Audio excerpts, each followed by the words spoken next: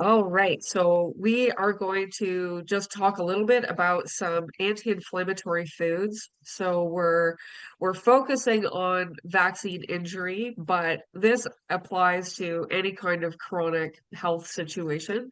We always want to look at our diet as one of the primary sources of potential inflammatory molecules if we're eating things that are not great for us versus eating healthy molecules that help our immune system to regulate itself.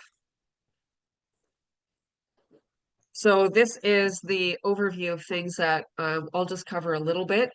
Choosing anti-inflammatory foods, supporting our digestion, natural approaches. So why our diet is so important for long-term health or potentially long-term illness, and how food affects us at the cellular level.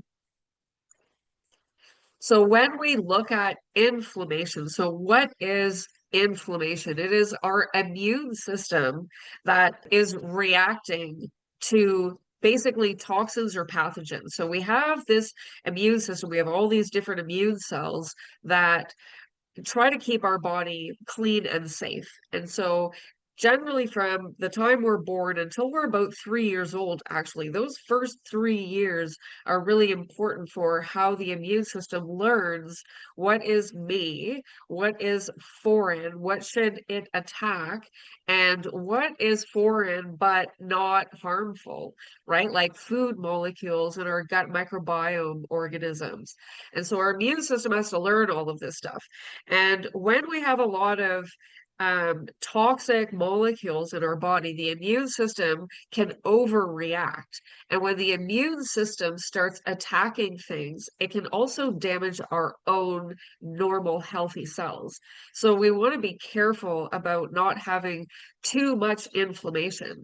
So we can have acute or chronic. Acute means that the immune system is reacting to something short term, like you get a cold or a flu and the immune system reacts, kills the pathogens and a whole bunch of normal healthy cells at the same time, and then it calms down and our cells regenerate, and then we can recover. But if we have low grade sort of chronic inflammation all the time, then our own immune system can actually damage our own tissues, and then we can have symptoms, and we can have pain or fatigue, or we can have digestive symptoms. It also affects things like cardiovascular disease. So cardiovascular disease is when we have inflamed lipids that are damaged in the bloodstream, and then it kind of can build up in the vascular walls. Diabetes, autoimmune disease, all of those kinds of things are about how the immune system is reacting. So if we have some kind of an injury, then some kind of harmful object or pathogens can get into our bloodstream, our tissues, and our immune cells that, we have some that are in the bloodstream and then they can migrate out of the bloodstream and get into the tissue. And initially, this is a really good thing because we're going to get rid of bacterial organisms or cancer cells or any kind of thing that is bad for us. But if the immune cells are perpetually reacting, then it will cause injury or damage to our tissues.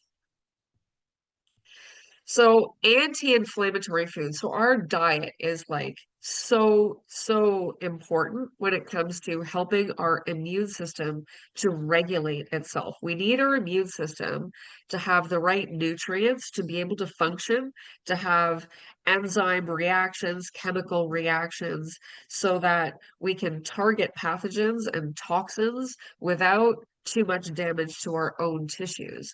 So some of the things that help our immune system to regulate properly, omega-3 and omega-6. So omega-6, 3, 6, and 9 are the essential fatty acids, and we have to consume those with food. We tend to get lots of omega-6. If you eat plants and animals, you're going to get omega-6. If you eat a lot of refined processed seed oils, then you're going to get a lot of omega-6. We don't want to have too much omega-6, and we actually don't want any refined processed seed oils because omega-6 stimulates the immune system and makes it react. And that's good to a certain point, but we don't want to live in this world where, we have too much inflammatory reaction. And omega-3 is the fatty acid that calms the immune system. So we want omega-6 to make it react, and we want omega-3 to calm it down. And generally, in most diets, we have lots of 6, but not enough omega-3.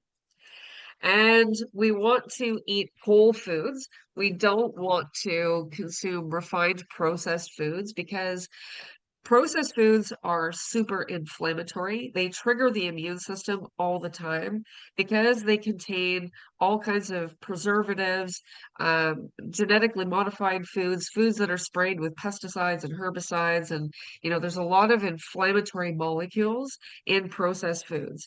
And on top of that, they're actually very low in nutrients. So when we process things, then it actually takes away the micronutrients like vitamins and minerals. And so we're not going to get enough nutrients out of processed food. We're going to get just plain calories that are going to affect our insulin response. We're just going to store fats.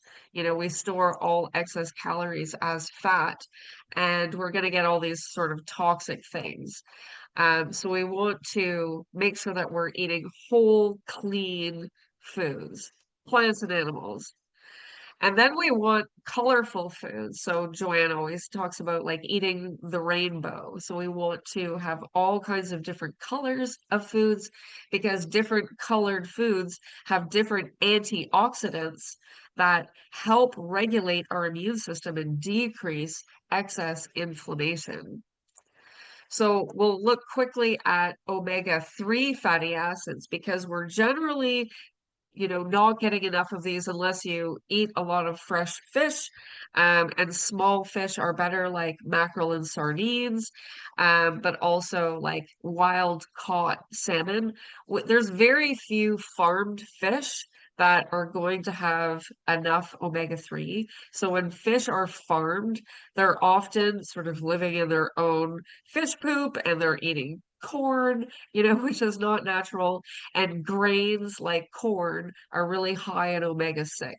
So when we're looking at eating animal foods, meat and, beef and chicken and lamb and fish and those kinds of things, we want to make sure that they have been themselves eating healthy molecules. So cows should eat grass, right? And fish don't normally eat corn. And so then we can be sure that those foods are going to have enough omega-3. So omega-3, 6, and 9, these are just the chemical structures, and it's just interesting. So omega-3 is converted in our bodies to two different forms called EPA and DHA. And sometimes it's good to take an omega-3 supplement that has EPA and DHA if you're not getting enough omega-3 from eating fish, or grass-fed like butter. And you can see the difference in the color when butter is made from, cow milk or that's when they've been eating grass, that you can see that it's actually has more beta carotene, is a little bit more yellow. Um, so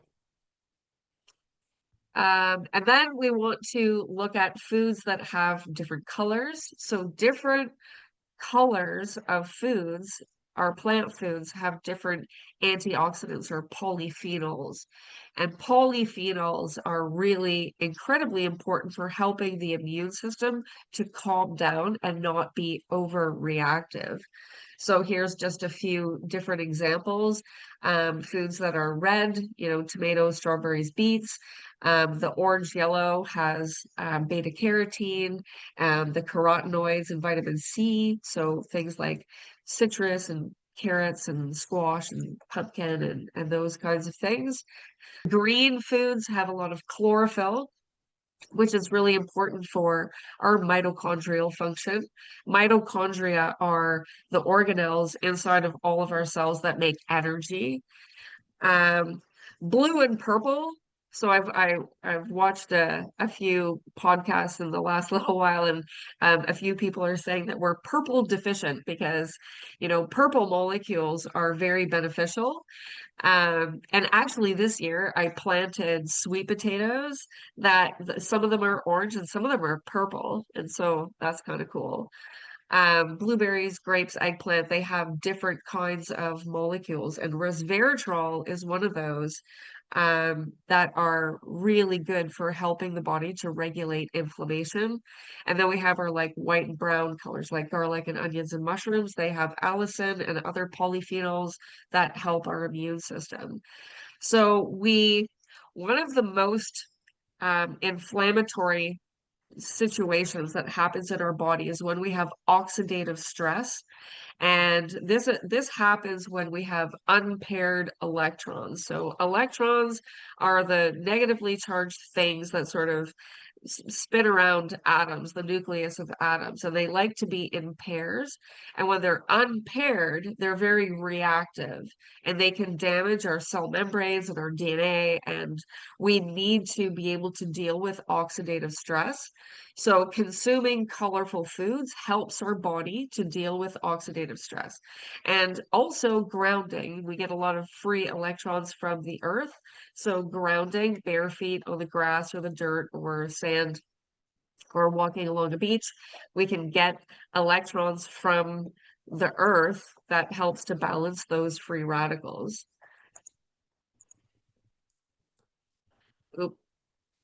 So when we're looking at how do we support our digestive system, so our digestive system starts with our mouth through the esophagus. We have our stomach, then we have our small intestine and our large intestine, and then we poop out things that we don't absorb. And we need to have digestive enzymes. These enzymes are made mostly in the small intestine and our pancreas, and they help us break down proteins, fats, and starches. So proteases break down proteins, lipase breaks down lipids or fats, and amylase breaks down starches. So we make some amylase in our saliva, and then we make some with the pancreas that goes into the small intestine. So if you have issues being able to digest food, then perhaps extra digestive enzymes, you can take digestive enzymes as a supplement to help you digest food if your body isn't doing it naturally. We can also take ox bile. Our body, normally our liver makes bile, and that is kind of like a soap kind of molecule, actually. And the liver produces this. We store it in the gallbladder. And when we consume fats, the gallbladder will contract and release this bile into the small intestine to help us digest fat molecules. If your poop floats, then this shows that you have fats that are not being digested. Um, and then we have hydrochloric acid. The stomach makes acid, and this is really important for a couple of reasons. One is to digest proteins, and the other is to actually close the little muscle sphincter between your esophagus and your stomach.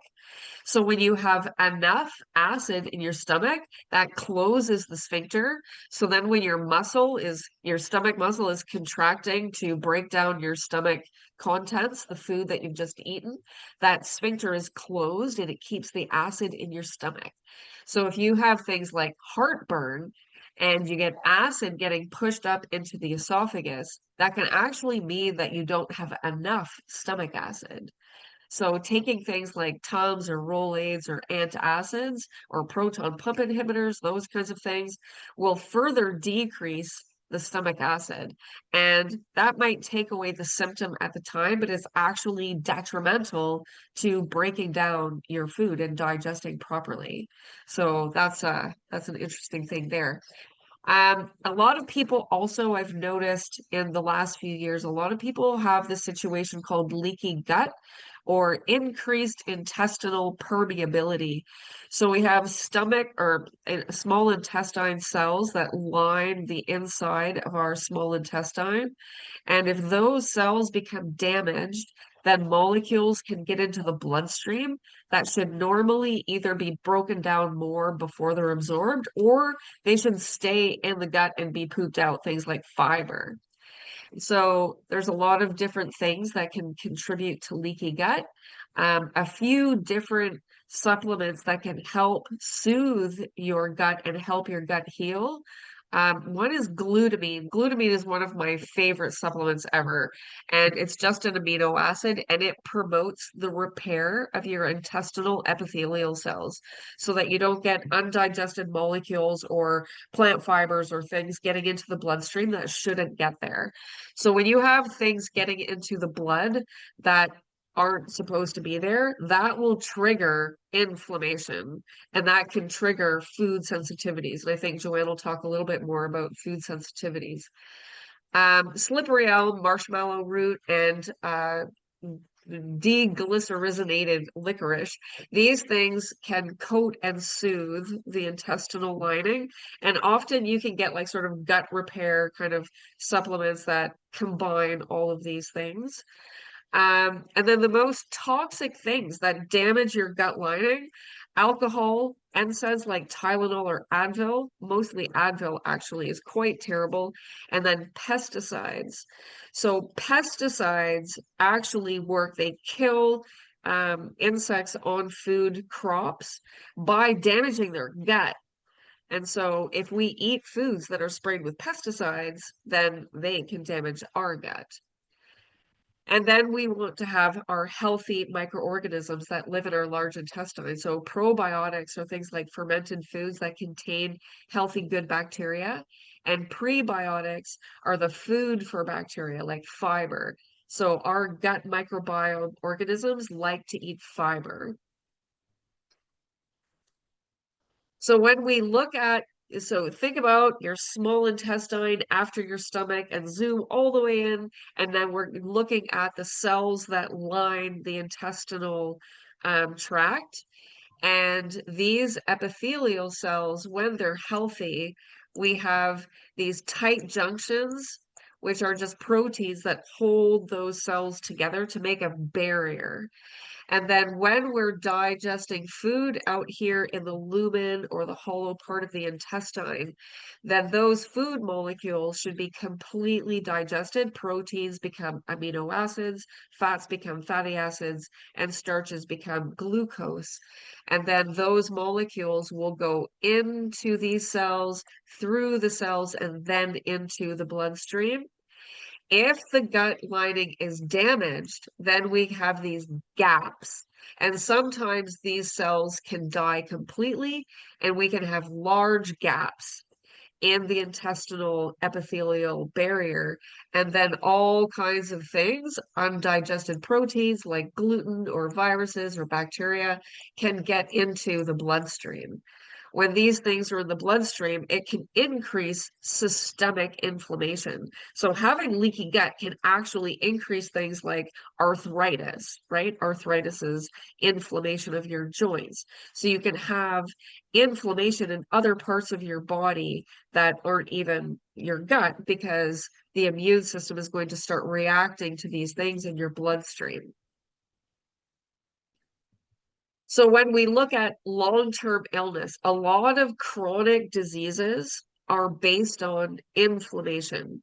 The immune system is generally overreacting, and the planet is fairly polluted. You know, we have pesticides and herbicides and plastic and forever chemicals and, you know, industrial pollution and all of these different things getting into our body, triggering the immune system to constantly overreact.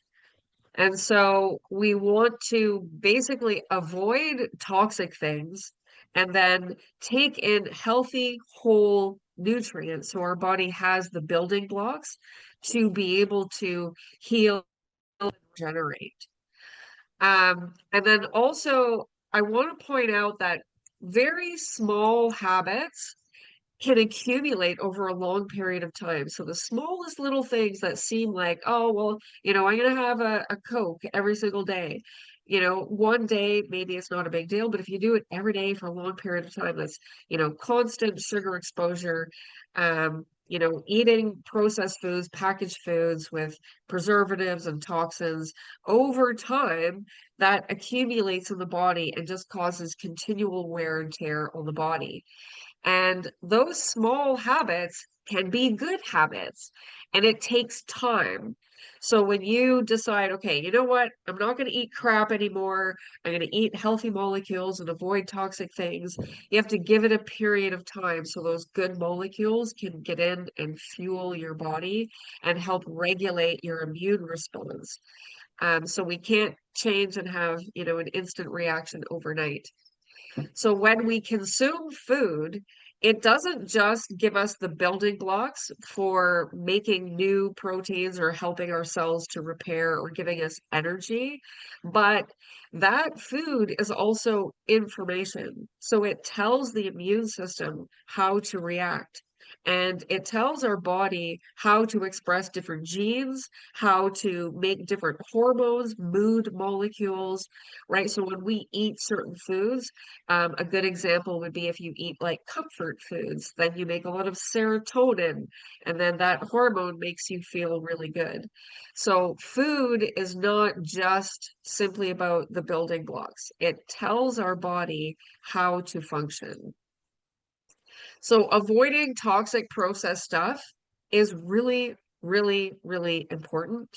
And eating whole, clean plants and animals is going to give us all the macronutrients, which is our proteins, carbohydrates, and fats. And it's going to give us micronutrients, which is our vitamins, minerals, and polyphenols or antioxidants. And then when we look at what we're eating, we have to consider the quality of the food, the timing of the food. So we want to have a little bit of time when we're not eating, because when we're not eating, it signals our cells to clean out stuff. So it can clean out damaged proteins. It can get rid of foreign proteins, virus infected cells, damaged cells, old cells that aren't functioning, cancer cells. So when we're not eating, we're cleaning. And when we're eating, we're building. So timing of food is important, as well as the amount of food.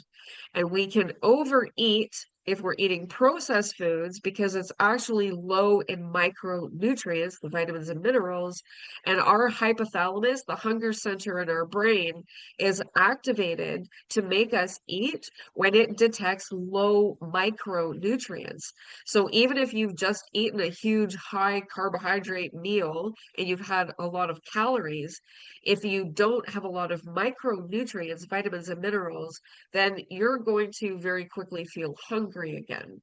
And so when we eat whole foods, we're much less likely to overeat because we're going to be getting the micronutrients that tells our brain we're good. We've had lots of healthy molecules. And then I talked about the intermittent fasting. So the main foods that we consume, we have complex carbohydrates. Complex carbohydrates are things like your potatoes, sweet potatoes, rice, carrots, beets, those kinds of things that basically give us energy. So carbohydrates will break down into glucose, proteins, oops, for building our cells, building our cellular proteins, making hormones, making, hemoglobin and transport proteins and membrane proteins and all of those kinds of things. Fats we use fats to make cell membranes. So all of the 30 trillion cells that we have in our body are composed of healthy fats. So we don't want to do a low fat diet. We want to do a healthy fat diet. We want to eat healthy fats. We don't want to eat processed seed oils. We want to have, normal healthy meat, saturated fat, and we want omega-3, and we want, fats that are going to help build our cell membranes, help us make bile, help us make steroid hormones, right? So there's a lot of benefits to eating healthy fats. Plus, healthy fats, when we absorb healthy fats, and they transport to our fat cells, we make a hormone called leptin, and leptin makes us feel satiated. It makes us feel full and content after we've eaten food. And then we want to consume our polyphenols or phytochemicals, so plant molecules that help regulate the immune system. A quick note about carnivores. So I've talked a lot about how healthy plant foods are. All the different colorful plant foods are really beneficial. Sometimes a carnivore diet can actually be beneficial for certain people at certain times. And I find that people with an autoimmune situation can often highly benefit from 1 month or 2 months of carnivore and then moving into a sort of modified carnivore diet. We can talk about this more if you're interested. Some of the plant foods, so plants make molecules called defensins, and because plants don't want to be eaten by herbivores. And so they make these molecules that can actually be sometimes toxic. And so some plants will have things like oxalates or phytates or lectins or, different molecules in plants can actually be pretty inflammatory. And this would be worse if you have a leaky gut situation. Sometimes we'll react to foods if our gut lining isn't healthy. And once we repair the gut lining, then we can eat those foods again. But some of the plant foods that would be the least reactive would be the squash family. So like gourds, cucumber, zucchini, squash, pumpkins. Those are generally the least inflammatory of the plant foods. So if you have a lot of inflammation or an autoimmune situation or a leaky gut situation, you want to heal the leaky gut first and then have the low inflammatory plant foods, and then you can sort of gradually add in different things. So that is what I wanted to cover. I'll let Joanne talk about a few slides, and then I want to know, what are your favorite healthy meals? And I have an inflammatory food list that I'll put that file in the chat. And it's just a list of all of the things that are really beneficial to try to add to your diet. Thanks, Wendi. Lots of info there. So I'm just going to carry on and talk a little bit about one of the things that we like to make sure that we're, focusing on is to appreciate that food is our medicine. Hippocrates said that, a long time ago, let food be thy medicine and medicine be thy food. So one of the things that can happen is that when we have challenges with what foods we can and cannot eat, we get to be hyper vigilant about sort of our relationship with food. And I think one of the things as healing and moving through healing journeys is to understand that food is what we need. It's what our bodies need to function. Okay. So it's very easy to feel like, oh, food is my enemy, or especially when you go through periods where you don't feel like eating food and you feel that you don't have any motivation to make food. And there's so many things around. I have a list of ways of maximizing your digestion naturally. And on those lists are some very common basic things about, and Wendi talked about timing and different things, but, how do you approach your relationship with food? And how do you begin your food process when you are consuming food? One of the things that does absolutely help with your digestion is to be in that rest and digest mode. You want to be relaxed. You want to be calm when you're eating. You want to make sure you chew your food. These are all the basic concepts of when we consume food to make sure that we are getting the most benefit out of it. If you're a fast eater and you're not breaking your food down, you're not chewing it, you're not mixing it with that great amylase that's in your saliva, then that impedes on what we call the digestive cascade that needs to happen as we are consuming food and eating food. And digestion actually starts, a lot of people would say, if I asked you, where does digestion begin? A lot of people would just say, oh, in the mouth. But actually it's way before that. It's actually in your energetic field. It's in your brain. And you can do yourself a very easy experiment, which is just simply close your eyes And imagine that you're cutting a lemon on a cutting board, and you've taken that half a lemon and you've put it up to your nose, and you're just doing this imaginary in your brain, in your mind, you will start to salivate. It happens every time. So digestion actually starts to happen up here. So if we want to enhance our digestion naturally as much as possible, we really need to think about how we approach our eating and how we approach our food intake on a daily basis. And, one of the old concepts would be around dieting.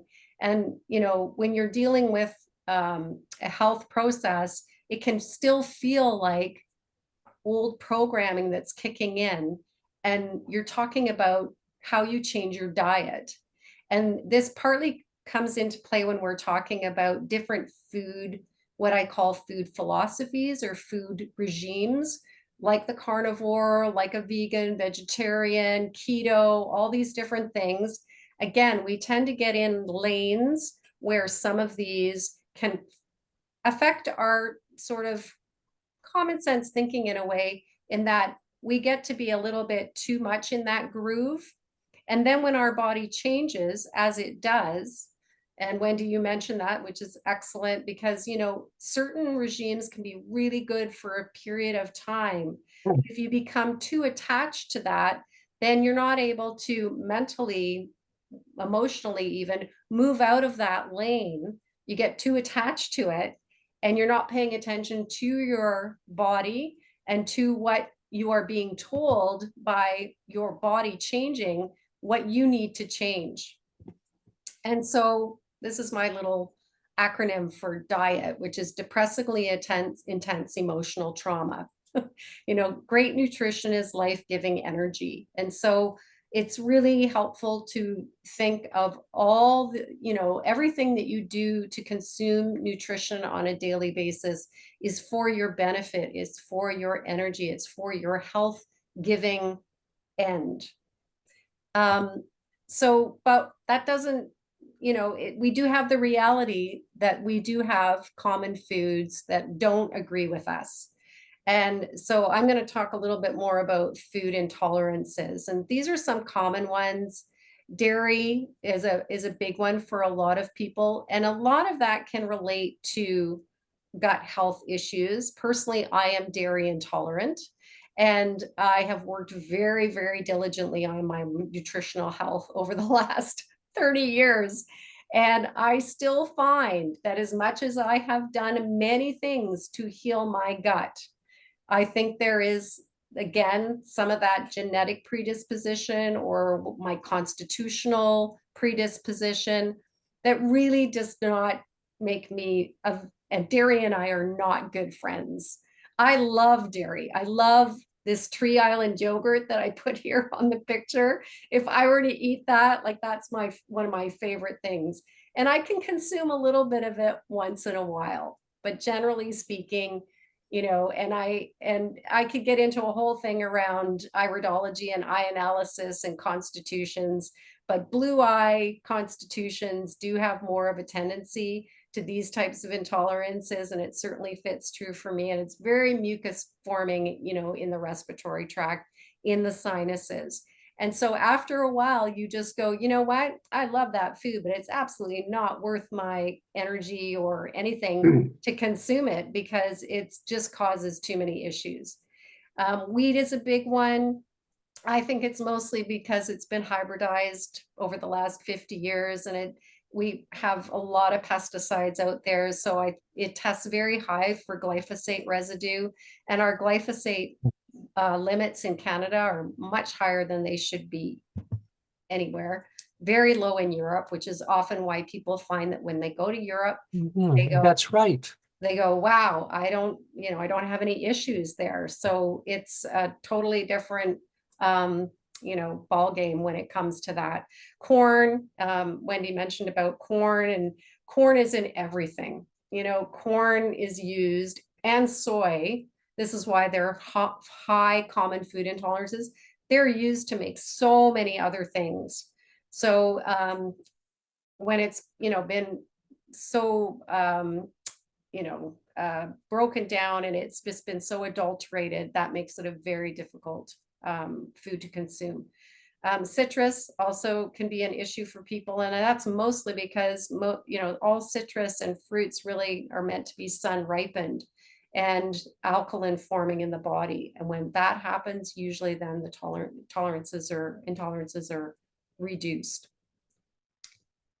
So food sensitivity testing, in my opinion, is sort of like the gold standard. It's really the most excellent way to find out what is for you biochemically, for your body, what is going on right now. And I personally have done 2 food sensitivity tests, intolerance tests in the last 3 to 5 years.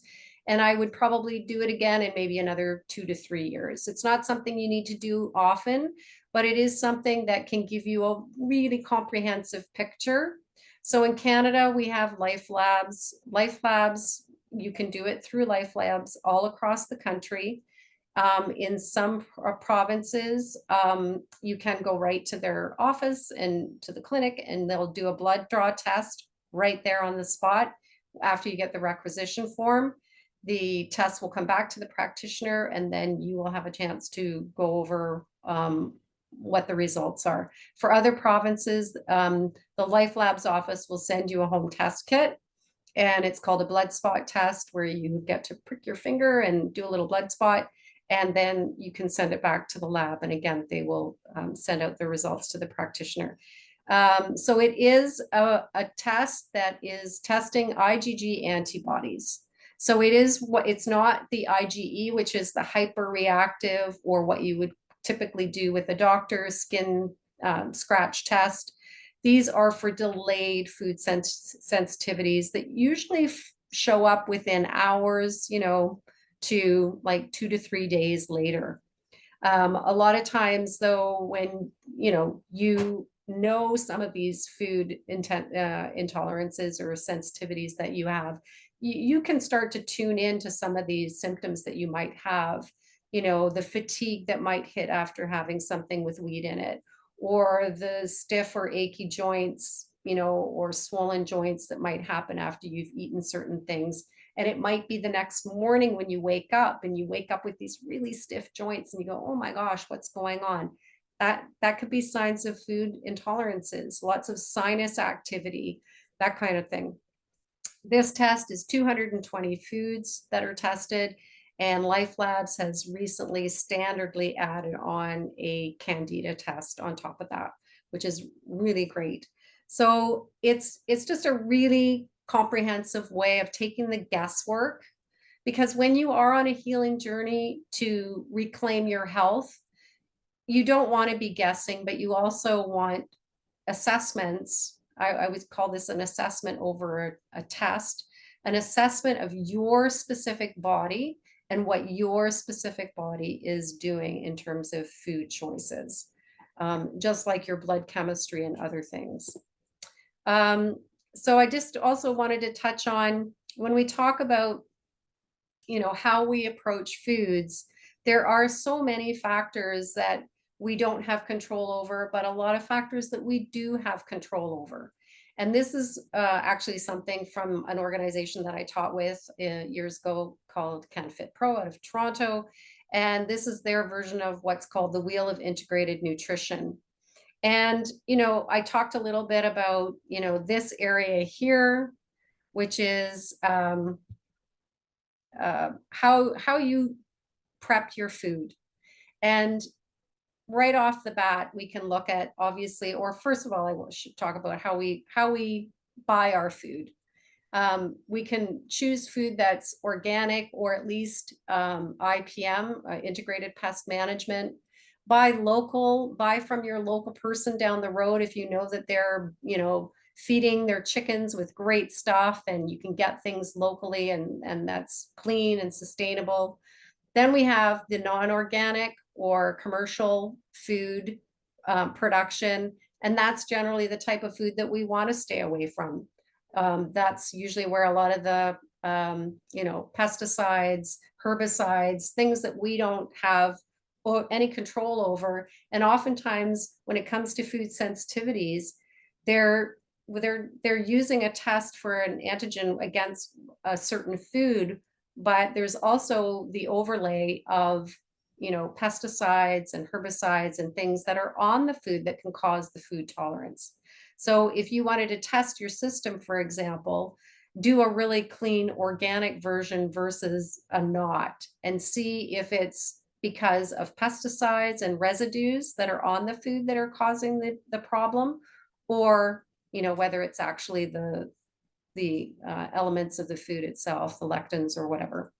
Then when we get into food processing, Wendi talked about how we need to look at whole foods, clean foods, very few processed foods.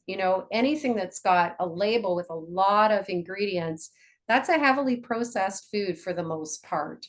And when we want whole foods that are unprocessed and organic, we're really getting the best nutrition that we can possibly get. And we want to stay away, like people often ask me about canned foods or frozen foods. Well, again, if they're organic, they've been taken, frozen foods I don't really have an issue with. They've been taken from the field. Usually a freezing facility is right there, very close to the field or very close to where everything is being harvested. Because it's picked right, they don't have an opportunity to have any kind of shipping delay.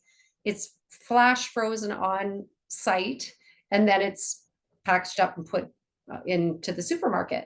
Canned foods can also be all right if they don't have a lot of EDTA or other preservatives in them.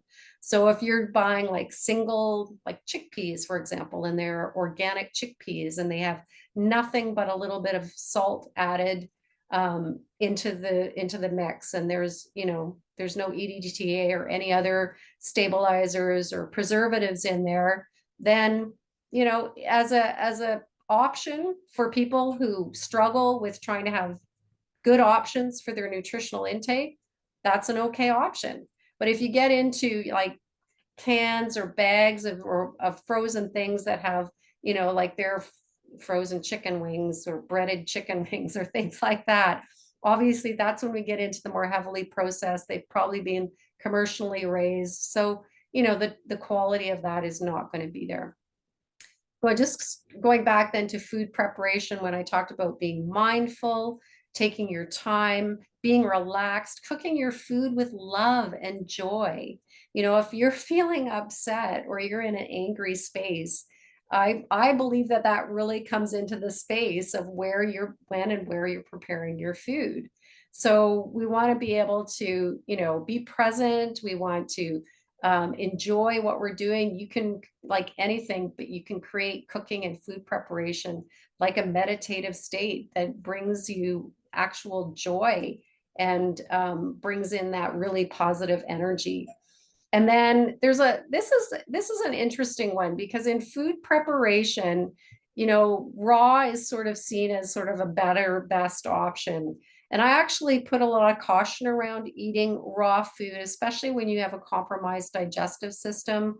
A lot of the raw can be quite irritating to the digestive system. And when Wendi showed the visuals of the gut lining and stuff, too much cellulose, too much roughage from the raw foods can actually be more irritating and cause more problems when you're on that healing journey. So lightly steamed or cooked, and you're putting everything into like a beautiful pot of soup or stew, is maybe a better option when you're working on healing your body and moving into more nutritionally dense stuff. Obviously, overcooked is not a way to go. And something that I also wanted to touch on was, cooking apparatuses in your kitchen. Make sure you take a look at the types of pots that you're using. Stainless steel are the best ones, right? They are an even heat conductor, and cast iron would be sort of next. If you have any Teflon, please clear it out, get rid of it. Ceramic coated, different companies have different qualities of ceramic coated as a non-stick option. They're generally really good. They're not meant for high heat, and you should be cooking them at a low to a medium heat temperature in order to make sure that the integrity of the pot stays good. But other things too in your kitchen, you know, looking at your raw ingredients, looking at what selection of sugars do you have, like honey or maple syrup, getting rid of white sugar. I have white sugar only for my hummingbird feeder because I know that's what they eat. And that's the only time that that white sugar bag comes out of my drawer, is that when I'm mixing up my hummingbird feed. Um, you know, what type of other flowers and things do you have? What other, you know, do a pantry inventory, go through and go, okay, yeah, that might be a little bit borderline. There's a lot of ingredients there. There's maybe some stuff I can't pronounce. Maybe it's time to clear that out. Things like nuts and seeds, which are so great, especially if you grind them up and add them to things. If none of those are an issue for you, make sure they're in the fridge or the freezer. You want to make sure that they are kept fresh. Most of the time I keep mine in the freezer if I have enough room, and I'll take a little bit out and keep it in the fridge until I'm actually using it. That's especially true for walnuts, which are very reactive to light and heat and oxygen, as well as flax seeds. But most seeds and nuts need to be kept in a dark container in a cold environment in order to preserve their freshness.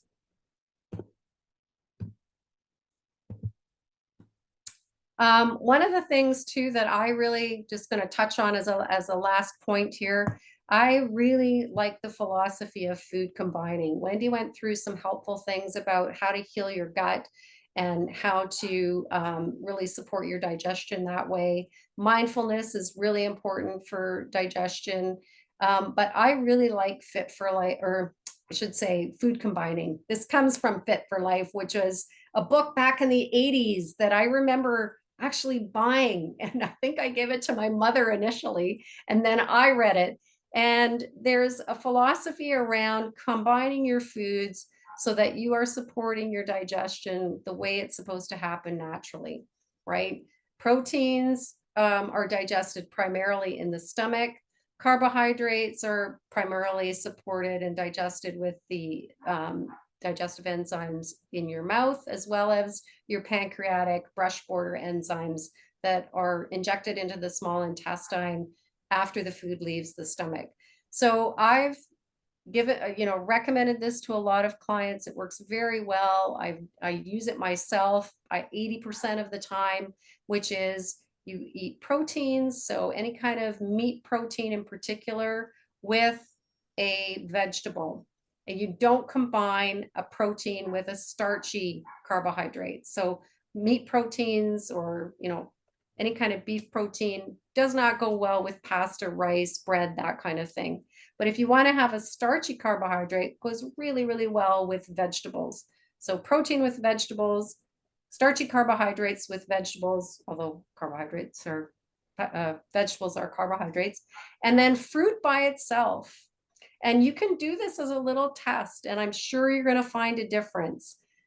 I've always, for years and years, if someone offers me fruit for dessert, I just graciously decline, because that to me is digestive upset just waiting to happen. But I have my fruit in the morning, or I have it, before a meal, and I try to wait, 20 to 30 minutes before I have something else. And digestively, that just feels really, really nice, really light. It just supports everything that your body's already trying to do. One thing that comes up as a food sort of, it's been a bit more popular lately. I know her first name is Sally. Her second name is escaping me at the moment, but she does a lot of great information about oxalate foods. So these can be something that can cause a lot of irritation to the system. If, we can talk more about that in some other areas, but oxalates is one to sort of be aware of. And these are the foods that tend to be high oxalate. So one of the things that comes up in a lot of my discussions with people is that when they find certain foods that they do well with and that they really like, and it feels good, then that's all they do are those foods, and their food options have become quite narrow. And what I would recommend is that, you know, as Wendy mentioned, I always like to talk about eating the rainbow and varying your fruit. Kale smoothies, spinach smoothies seem to be a very popular thing. And then, or eating those foods on a regular basis, and you end up eating too many of them. And then things start to go off kilter and things are not feeling very good anymore. So making sure that you're getting the variety in there, being aware of some of these other food categories that could cause an issue. But also, if you wanted to talk more about the food sensitivity testing, I do think that's just a very comprehensive way to find out what's going on with your body and how you need to mitigate that and help your system move along as best as it can. So we're 10 minutes to the hour, and I just want to open it up for some questions.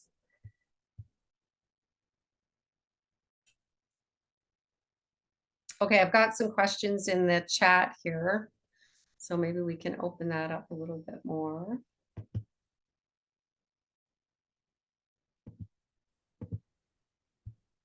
I answered a few things, but Joanne might have different thoughts about a few things. The food sensitivity testing. So I put the link in, and the cost looks like around 300 to 379. Yeah, depending on the food test that you do, that's about it. Yeah. 375 is what I usually charge for clients, because that's the 220 test and the Candida add-on. And you do have to do it through either a naturopath or somebody who's registered with Life Labs, and I am registered with them. CanConnect Labs out of, I believe, Peterborough, also does food sensitivity tests, and they do hair tissue mineral analysis, which is something that I use quite a bit in my practice. But I don't use the one from CanConnect. I do epigenetic hair mapping, and then I've used a lab in Victoria. But I am just looking at CanConnect's options right now because they bought another company and they've expanded on their offerings. So that might be something, you know, it's kind of a one-stop shop kind of offering there. But their food sensitivity test, when I did talk to the rep a couple of weeks ago, is around the same. And they offer about 220 foods as well.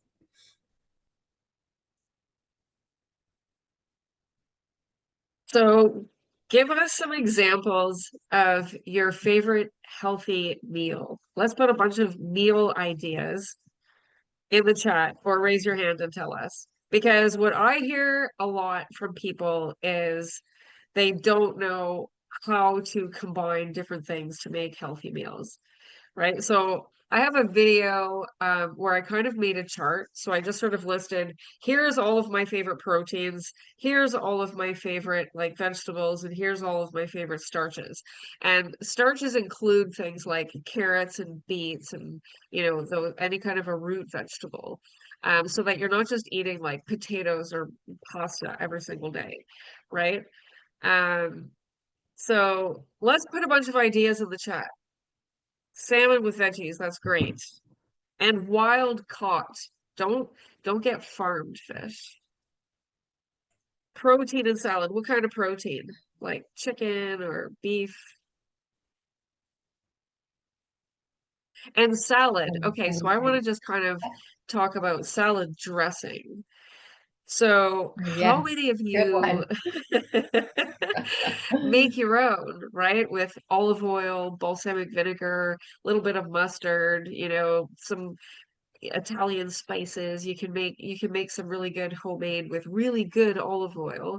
If you buy salad dressing in the store, most of it, if you look at the ingredients, is going to be canola oil, which is a refined processed seed oil. So you want to make sure that you're not buying salad dressing that's canola oil. Yeah. And I think it's a good point here to just qualify that, you know, a lot of the seed oil issues are with those types of products, right? Packaged foods that use a lot of soy, they use a lot of canola, they use a lot of those refined oils. one of the gold standard books that's still very relevant is Udo Erasmus's Fats That Heal, Fats That Kill. And he goes through the whole process of how oils are processed and deodorized and, everything to keep them, as Wendi said, omega-3s and omega-6s are highly reactive to light, heat, and oxygen. So if you've got to put it in a Twinkie that's going to sit on the shelf for 5 years, guess what? It can't, any oil that you put in there has to be basically like chemically inert. And so that's where a lot of the problems come in with the seed oils. Because I do think that in the right situation, for example, borage oil is an omega-6 oil, and it's technically a seed oil, but that's a very healing, healthy oil, especially for women in part of their cycle, right? So there's all kinds of things like that that we do need to kind of be aware of, and not, as we tend to do, dump everything in one bucket and go, oh, that's all bad. So.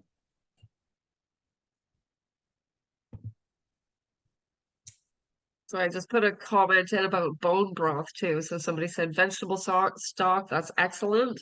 And boiling bones. So a cool trick is to add a little bit of vinegar when you're boiling bones. If anybody lives on a well and you have hard water and you start to get minerals building up in your sinks and drains and things, what do you always do? You use vinegar to dissolve the minerals.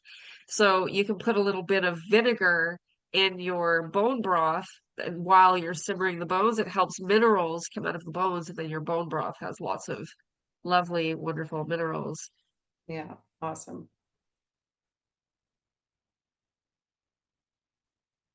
Yeah, great. Yeah, lots of ideas. So nobody's really buying bottled salad dressings. Yay. I mean, every once in a while, especially because we were just traveling, we were up the coast and we stayed at an Airbnb and we wanted to make our own food, and I didn't bring a lot of supplies. So I go to the local grocery store and I'm, spanning all the salad dressing bottles, and I'm looking at, there's not one there that was clean. It was a little store up in like northern nowhere. And I was just like, no, I'm not doing it. I'm not buying it just for the sake of, oh, I'm going to have some.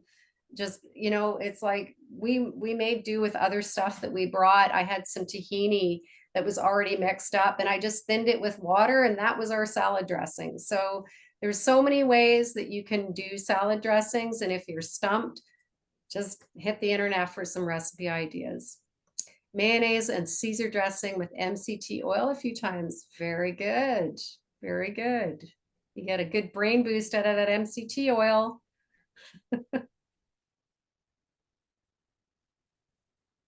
Olive oil with healthy pesto. Yes. Excellent.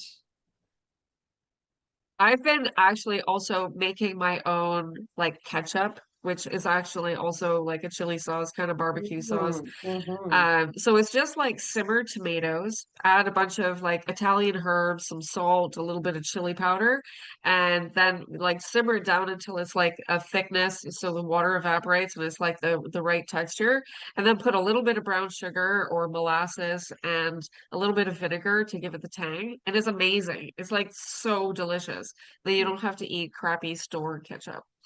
Yeah. So there's lots of like cool, easy ways to just make things at home so that you're not getting all these toxic inflammatory molecules that are kind of hidden, like we kind of get used to just buying condiments and things from the store.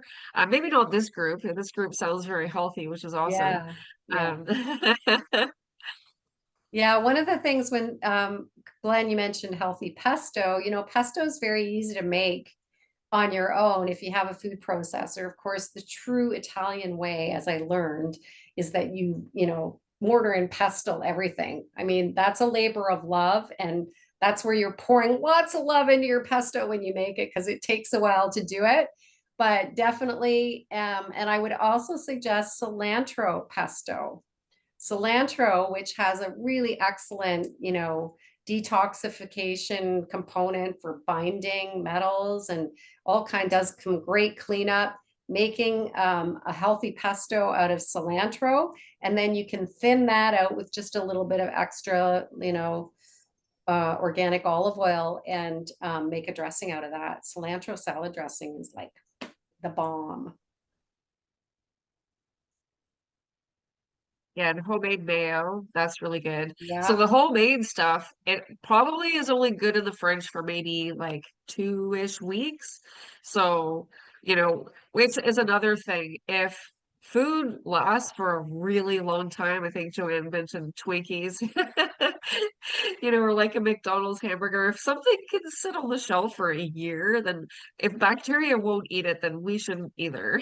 yeah, If it doesn't go yeah, bad, it's not exactly, food. exactly. Thanks, Donna. Yeah, okay, Michael Simon. Yeah, there's a lot of good books out there for anti-inflammatory foods and preps. Again, though, just keep in mind that there is no one rule. There is no one size fits all. So you really need to just pay attention. What is your body telling you about stuff? Because if we get too, focused or we get too attached to what we think should work for us and it's not, then it just leads to frustration. We just want to make sure that, you let your body talk to you. Let your body tell you what's good. Okay, so we're just a few minutes past 5 o'clock and or 5 o'clock Pacific time anyway, later for you guys in the East. And we did say we wanted to stay on track for timing. So if anybody has any last, question or comment, but otherwise we will wrap up. This has all been recorded and it will be in the CanConnect site. And then we'll be adding in sort of our extra little documentation stuff that we will punch in there as well. And you'll get those on the files section. And if you're in the CanConnect on the circle group, you can ask questions anytime. Joanne and I are always on the site. And, if you think of something later, then, put it in our discussion board and we will answer your questions there as well. Yeah. You're welcome, everyone. And always, Wendi brought up this before too, when on the circle group, we're always open to hearing topics that you would like to specifically, hear about. And especially because we really do want to focus on food as the medicine. If you've got nutrition related topics that you'd like to learn more about, or want to talk about, maybe some kind of specific things around food preparation or anything to do in the kitchen, like those would be great. So let us know. And I'm going to do the next presentation that is planned is for October 9th. I'm going to talk about mitochondrial dysfunction, how the mitochondria work, how we make energy, how we can increase mitochondrial function, different supplements that can help, exercise, fasting, those kinds of things that help promote mitochondrial biogenesis, making new mitochondria. So if you have brain fog or chronic fatigue or any of that kind of stuff, then be sure to tune in October 9th.